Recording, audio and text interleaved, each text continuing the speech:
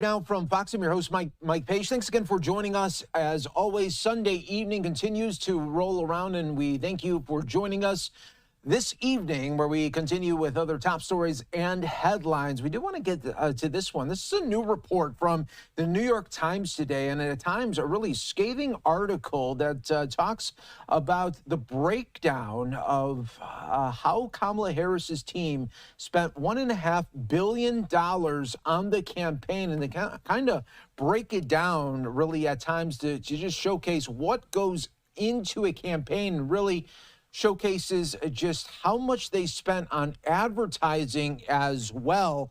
And we all know that that just did not work out. She got swept on the crucial battleground states as well. But a really big article coming this morning from Shane Goldmacher of the New York Times, breaking down what averaged, get this, averaged roughly $100 million of spending per week. And some of the big spends, of course, were on commercials, but also digital ads. The sum through the election is said to be closer to $600 million on buying media. So that is from, commercials to of course, the digital ads, all the text messages that you were seeing as well.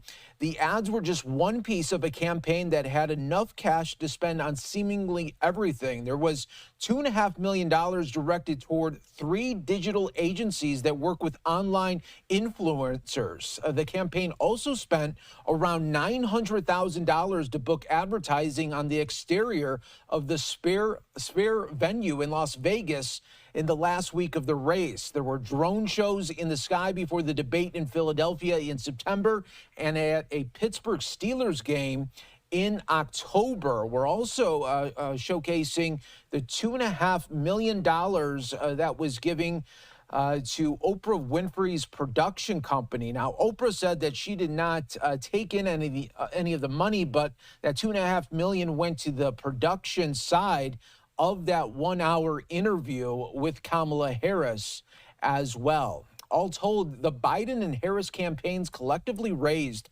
about $2.1 billion. And of course, this was a 15-week campaign. And when it's all said and done there, the spending continued on with multiple digital campaign ads at times. The $1 million actually undercounts the full cost of the event there for Oprah Winfrey, which ran closer to $2.5 million. Another pricey choice was holding swing state rallies featuring star performers on the eve of the election, including Lady Gaga in Philadelphia, John Bon Jovi in Detroit, Christina Aguilera in Nevada, James Taylor in North Carolina, and Katy Perry in Pittsburgh. The singers themselves were not compensated, officials said, but the support staff was.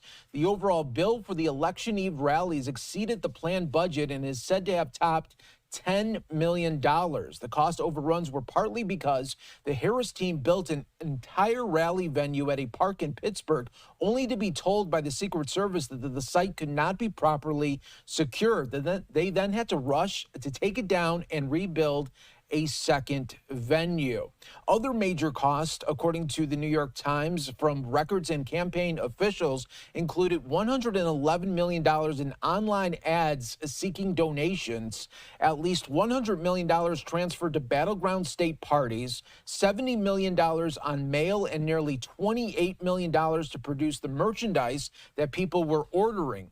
And for all the focus on her volunteer program, the campaign spent a significant sum, about $50 million, for paid door-to-door canvassers. In an October 16th memo, the leading super PAC supporting Ms. Harris raised alarms for being outspent on television. The group Future Forward said in the memo, which was first reported by the Washington Post, that it would be difficult for anyone, but the Harris team closed the gap because of the higher ad rates that super PACs pay there.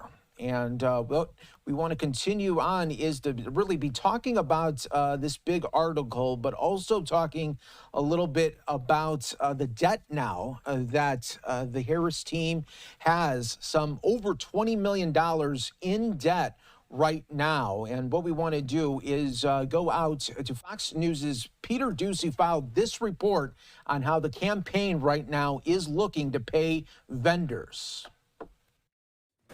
Ran an incredibly inspired campaign. Inspired and in debt.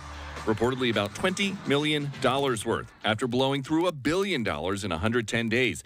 Event production, including concerts and a sit-down with Oprah, cost $15 million. Influencers got $3.9 million. And Reverend Al Sharpton's National Action Network got $500,000. Even my 3 teenage kids told me that brat girl summer is over. So why are you spending millions of dollars on Megan Thee Stallion twerking? So the emails and texts asking supporters for money continue. The DNC tells Fox in a statement, the DNC's work continues in earnest past Election Day, and so our fundraising is continuing as well. Fundraising first, then messaging. There is universal frustration in this country. Much of it, I actually think, justified. Could a new DNC chair help? Democratic strategist David Axelrod is floating Rahm Emanuel's name, writing about the former Chicago mayor, one-time Obama chief of staff, and current ambassador to Japan. Dude knows how to fight and win. But a DNC insider quoted by Fox Digital says, we need new blood. We need modernization. We need somebody who understands the vastly changed new media landscape and who is willing to invest in it. Don't know that Rahm fits the bill for that. Some Democrats believe the party's problems run a lot deeper than the person in charge of the DNC. We've fought for tolerance for a long time, and suddenly we've become intolerant.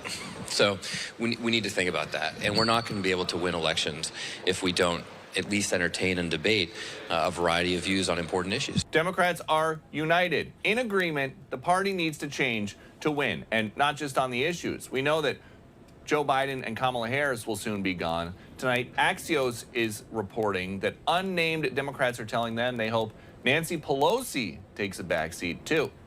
At the White House, Peter Doocy, Fox News. All right, thank you, Peter, for that report that he filed. Okay, in other political news we want to get to, all associated with the election, if you